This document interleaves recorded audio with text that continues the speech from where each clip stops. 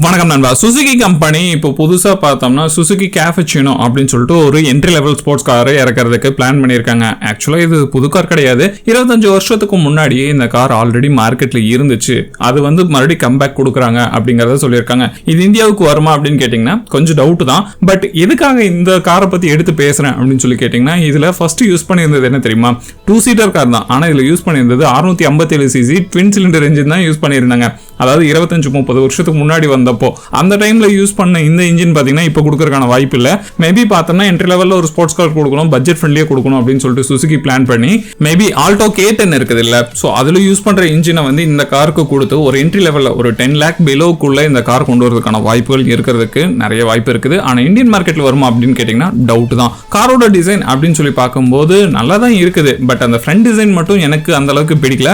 உங்களுக்கு பிடிச்சிருக்கா அப்படிங்கறத கமெண்ட் பண்ணுங்க. என்ன பொறுத்த வரைக்கும் இந்த மாதிரியான ஒரு என்ட்ரி லெவல்ல இருக்கிற ஸ்போர்ட்ஸ் கார்கள் வந்துச்சுன்னா மார்க்கெட்ல இதுவும் கொஞ்சம் சக்சஸ் ஆகும் அப்படிங்கறதுல எந்த ஒரு மாற்று கருத்தும் இல்லை.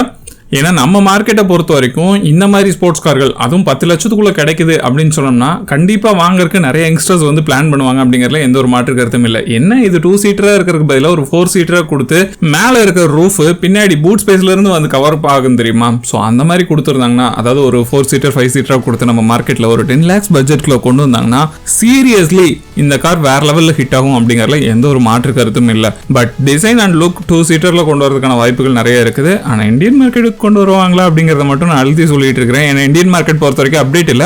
ஆல்ரெடி சுசுகி பார்த்தோம்னா கிசாசி அப்படின்னு சொல்லிட்டு ஒரு கார் லான்ச் பண்ணாங்க.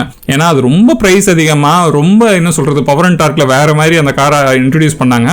பட் நம்ம மார்க்கெட்ல அந்த அளவுக்கு சேல் ஆகல. இப்போ கூட பார்த்தோம்னா 10 லட்சத்துக்கு மேல இருக்கிற கார்கள் சொல்லி எடுத்துக்கோங்களேன். மாருதி சுசுகில ஜிம்னி இருக்குது, அதுக்கப்புறம் கிராண்ட் விட்டாரா இருக்குது, XL6 இருக்குது, இந்த மாதிரி நிறைய கார்கள் இருக்குது இல்ல. ஸோ இந்த கார்களோட சேல்ஸ் அப்படின்னு சொல்லி பார்க்கும்போது நிறைய பேருக்கு பார்த்தீங்கன்னா இந்த கார்களை அதிகமாக வாங்குறது இல்லை. மாருதி சுசுகில சூப்பரா சேல் ஆகிற கார்கள்ல பார்த்தீங்கன்னா இந்த கார்கள் கிடையாது. பிராங்க்ஸ் முதல் கொண்டு பார்த்தீங்கன்னா ஒரு டீசென்டான சேல்ஸ் தான் போயிட்டு இருக்குது. ஸோ அதனால மாருதி சுசுகி இதை எப்படி பிளான் பண்றாங்க அப்படிங்கிறதும் எக்ஸாக்டா தெரியல. மேபி கிளான்சாவில் இருக்கிற இன்ஜினை யூஸ் பண்றதுக்கு, அதாவது டொயோட்டோ அதுக்கப்புறம் சுசுகி 2 கம்பெனியும் சேர்ந்து இந்த கார் லான்ச் பண்றதுக்கு பிளான் பண்ணியிருக்காங்க அப்படிங்கிற டீடைல் இருக்கு. இந்தியன் மார்க்கெட்டுக்கு வரதுக்கான வாய்ப்பு இருக்குது. ஆனால் 2027 தான் கொண்டு வருவாங்க அப்படிங்கிற ஒரு அசம்ஷனும் இருக்குது.